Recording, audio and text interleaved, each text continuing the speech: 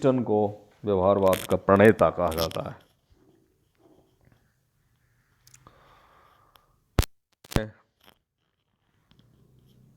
व्यवहारवाद की जो खास मान्यताएं हैं उसमें पहले हम क्रिकपैट्रिक ने क्या बताया है इसके बारे में थोड़ा सा अध्ययन कर लें।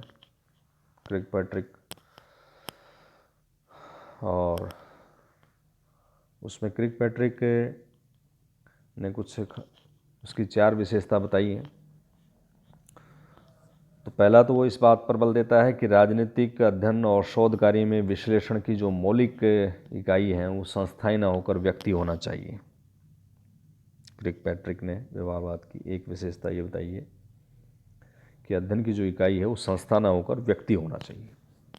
दूसरा, समाज विज्ञानों को व्यवहारवादी विज्ञानों के रूप में देखता है ये, और राजनीति विज्ञान की अन्य समाज विज्ञानों के साथ एकता पर बल देता है। यानी जो अध्ययन है वो आपको दूसरे समाज विज्ञानों के साथ एकीकरण करते हुए करना चाहिए। तीसरी जो खास विशेषता है कि ये तथ्यों के पर्यवेक्षण, वर्गीकरण और माप के लिए अधिक शुद्ध प्रविधियों के विकास उपयोग पर बल देता है। व्यवहारवाद टेक्निक की शुद्धता पर विशेष जोर देता है। और चौथा जो उनकी खास विशेषता क्रिकपैट्रिक ने बताई है वो है कि राजनीति विज्ञान के लक्ष्य को एक व्यवस्थित आनुभविक सिद्धांत के रूप में परिभाषित करता है। तो ये 4 विशेषताएं क्रिकपैट्रिक ने बताई हैं। और व्यवहारवाद के जो प्रणेता हैं डेविड,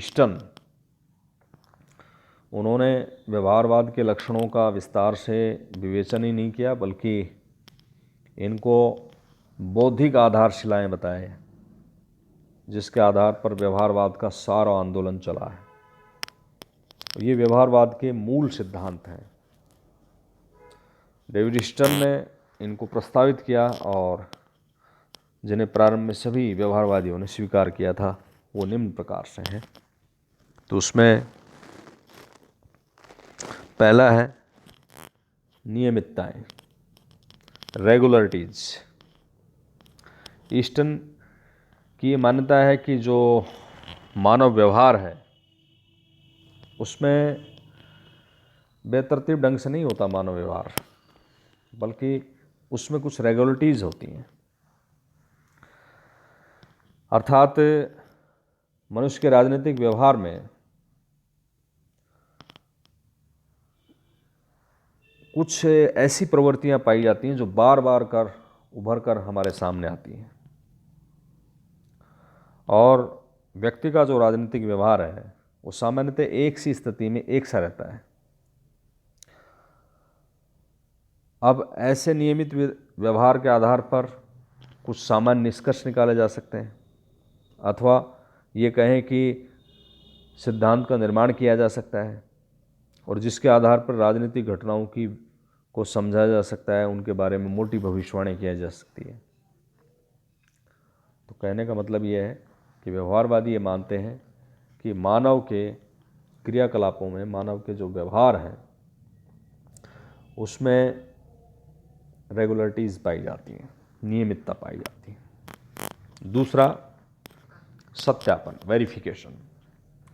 व्यवहारवादी ये मानते हैं कि मनुष्य का जो व्यवहार है उसमें न केवल नियमितता पाई जाती है बल्कि उस व्यवहार को उपलब्ध व्यवहार के संबंध में जो हमारा ज्ञान है उसको एम्पेरिकल स्टैंडर्ड के द्वारा वेरिफिकेशन किया जा सकता है। अनुभववादी मापकों के आधार पर उसको सत्यापित किया जा सकता है। और उनका ये भी कहना है कि ज्ञान ऐसी प्रस्तावनाओं पर आधारित होना चाहिए जिसके संबंध में अनुभविक परीक्षण किए जा चुके हों और जो हर बार प्रेक्षण के आधार पर जुटाए गए प्रमाण की कसौटी पर खरा उतरता हो। तो ये दूसरी महत्वपूर्ण बात है कि इनका जो है सत्यापन होना चाहिए। तीसरी, तकनीक या प्रविधि, टेक्निक्स, ये हमने पिछली कक्षा में भी स्पष्ट किया था कि व्यवहारवादी नई अध्ययन पद्धतियों के ऊपर जोर देते हैं। उनका ये जोर है कि शोध कार्यों को ऐसे उपकरणों, ऐसी प्रविधियों का प्रयोग करना चाहिए शोध कार्यों में कि जिसके आधार पर सुसंगत, विश्वसनीय और तुलनात्मक सामग्री जुटाई जा सके। तो सही तकनीक पर जोर देना व्यवहारवाद का मूल मंत्र है। यदि सही तकनीक का प्रयोग नहीं किया गया तो जो तथ्य उपलब्ध होंगे वो विश्लेषण की दृष्टि से बेकार होंगे। तकनीक पर विशेष जोर है व्यवहारवाद का, और आधुनिक वैज्ञानिक तकनीकों को अपनाने पर विशेष जोर है। चौथा है प्रमाणीकरण, क्वालिफिकेशन। सामान्यतः हम देखते हैं कि राजनीतिक व्यवहार बहुत ही जटिल और पेचीदा होता है, जिसका माप करना कठिन है। लेकिन बिना माप के गुणात्मक बातें ही नहीं बल्कि मात्रात्मक तथ्य भी काम के नहीं रहते हैं, और न तो उनकी व्याख्या हो सकती है, न ही उनकी जांच परख हो सकती है। इसलिए उपलब्ध जो सामग्री है उसमें तथ्यों में सुनिश्चितता, स्पष्टता लाने के लिए उनका मापन जरूरी है, जिसके आधार पर सामग्री में एक सुस्पष्टता आती है। अगला है मूल्य निर्धारण। व्यवहारवादी ये मानते हैं कि अध्ययन के दो तरीके होते हैं। मूल्य और तथ्य दो अलग अलग चीज़ें हैं, और विश्लेषण की दृष्टि से उनका अपना अलग अलग महत्व है। तो व्यवहारवादी अपने अध्ययन शोध में मूल्य तथ्यों को अलग अलग रखने की बात कहते हैं। उनका कहना है कि वैज्ञानिक जांच पड़ताल का मूल्य निरपेक्ष होना आवश्यक है। राजनीति का वैज्ञानिक अध्ययन अनुभविक प्रणालियों के माध्यम से किया जाना चाहिए, उसका नैतिकता से उसका कोई संबंध नहीं होगा। तो कहने का मतलब ये है कि अध्ययन मूल्यों से परे हट करके मूल्य मुक्त होना चाहिए, मूल्य निरपेक्ष होना चाहिए, तथ्यों के आधार पर होना चाहिए। अगली खास जो उनका लक्षण है, विशेषता है, वह है क्रमबद्धीकरण या व्यवस्थीकरण। इसका तात्पर्य व्यवहारवादी क्या लगाते हैं कि जो भी शोध कार्य है वो व्यवस्थित होना चाहिए, क्रमबद्ध होना चाहिए। इसका क्या तात्पर्य है? इसका तात्पर्य यह है कि प्रत्येक शोध कार्य सिद्धांत से जोड़कर किया जाना चाहिए। सिद्धांतों के संदर्भ के अभाव में किया गया शोध कार्य निरर्थक होगा, क्योंकि ऐसी जो शोध है अंततः उद्देश्य रहित होगी। व्यवहारवादियों का कहना है कि यदि शोध सिद्धांत से अनुप्राणित नहीं है तो वो महत्वहीन हो सकता ही है। इसी प्रकार सिद्धांत आधार सामग्री से समर्थित नहीं है तो वो निरर्थक हो जाएगा। अगली विशेषता है शुद्ध विज्ञान, प्योर साइंस।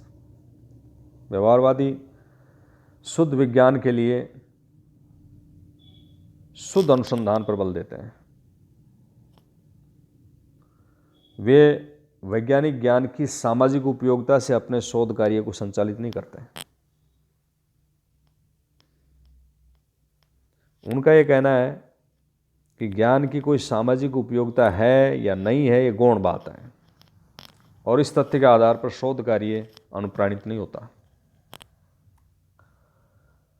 वो ज्ञान के लिए ज्ञान प्राप्त करना चाहते हैं, उसकी कोई सामाजिक उपयोगिता, सोशल वैल्यू रहेगी कि नहीं रहेगी, इस बात की परवाह नहीं करते, और वो राजनीति विज्ञान को शुद्ध विज्ञान बनाना चाहते हैं। एक विशेषता है लास्ट, वो है समग्रता या एकीकरण। व्यवहारवादी ये कहते हैं कि मानव व्यवहार को खंडित करके समझना वास्तव में उसको सही ढंग से नहीं समझना है। तो किस तरह से समझा जाए? उनका मानना है कि मानव व्यवहार राजनीतिक, आर्थिक, सामाजिक, सांस्कृतिक पक्षों के विभाजन से परे है, वो समग्रता रखता है। इसलिए उसको मनुष्य के राजनीतिक व्यवहार को आर्थिक व्यवहार इत्यादि टुकड़ों में बांटकर नहीं समझा जा सकता। उनका ये मानना है कि राजनीतिक मनुष्य को आर्थिक, सामाजिक, सांस्कृतिक मनुष्य के खंड करके देखने समझने का प्रयास किया गया तो राजनीतिक व्यवहार का जो यथार्थ है उसको समझ पाना संभव नहीं होगा। तो ये डेविड ईस्टन जो व्यवहारवाद के प्रणेता हैं, उन्होंने व्यवहारवाद की 8 बौद्धिक आधारशिलाएं बताई हैं, जिसमें नियमितता है, सत्यापन है, तकनीक है, प्रमाणीकरण है, मूल निरपेक्षता है, व्यवस्थीकरण है, शुद्ध विज्ञान और समग्र अध्ययन। ये व्यवहारवाद की कुछ खास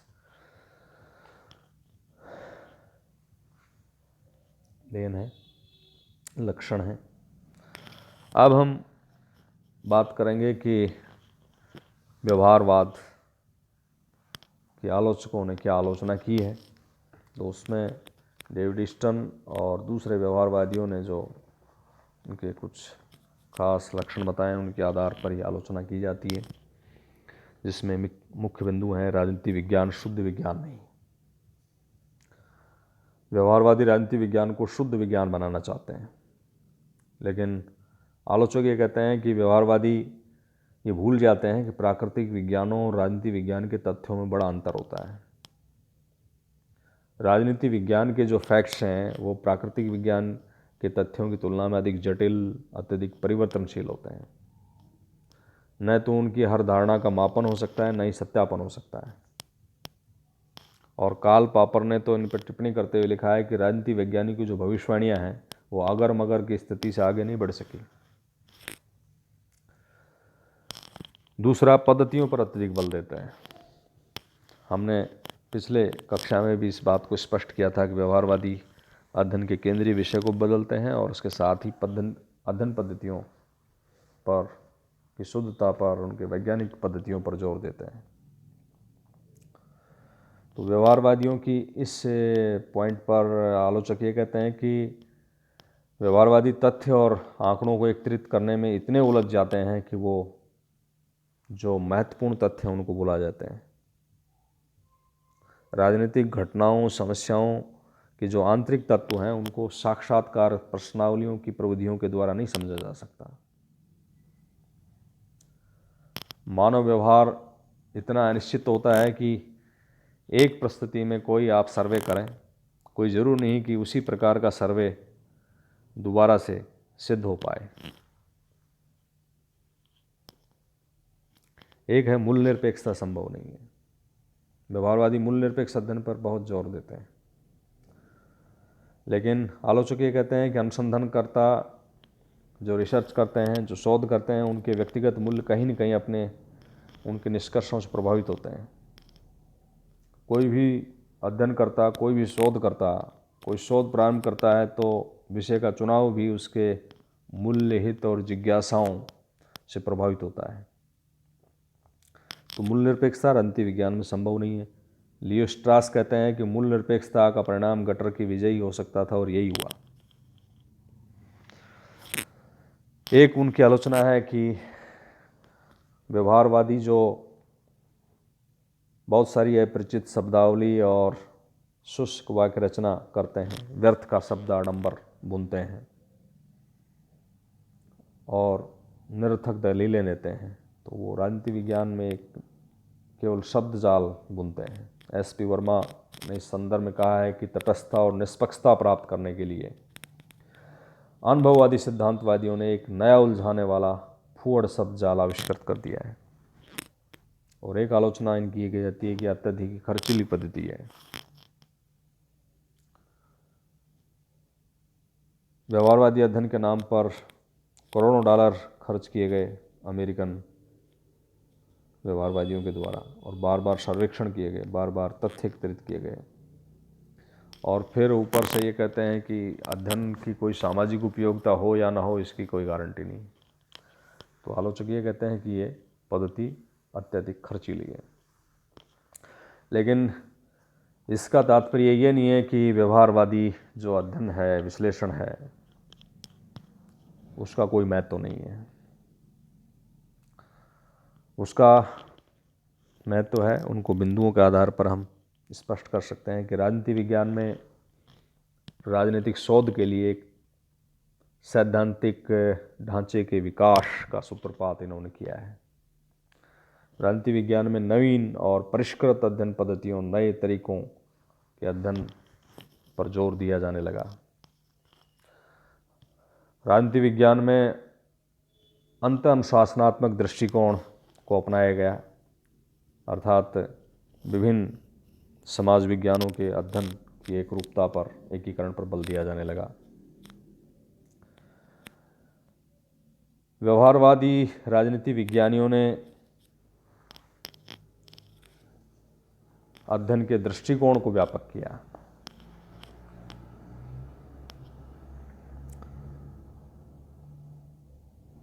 विषय को नवीन रूप प्रदान किया, जिसको अनुभविक वैज्ञानिकता कहा जाता है। इसके अलावा राजनीति विज्ञान को उन्होंने यथार्थ के धरातल पर खड़ा किया और वैज्ञानिक अनुभववाद के आधार पर नवीन दृष्टि, नवीन पद्धति, नए क्षेत्र प्रदान किए गए। एसपी वर्मा के शब्दों को कोट करते हुए हम कह सकते हैं कि तमाम कमियों के बावजूद व्यवहारवादियों ने राजनीति विज्ञान को उसकी गहरी तंद्रा से जगा दिया और उसमें शोध के लिए नए आयामों को खोजा, नई तकनीकों का विकास किया। ये व्यवहारवाद की समालोचना है। धन्यवाद।